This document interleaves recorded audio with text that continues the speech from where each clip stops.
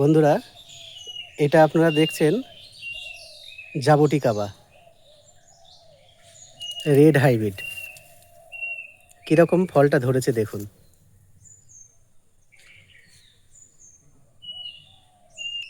আর এটা আছে একটা 12 ইঞ্চি টবে। এটা দেখাও, টবটা দেখাও, আর ফল দেখো।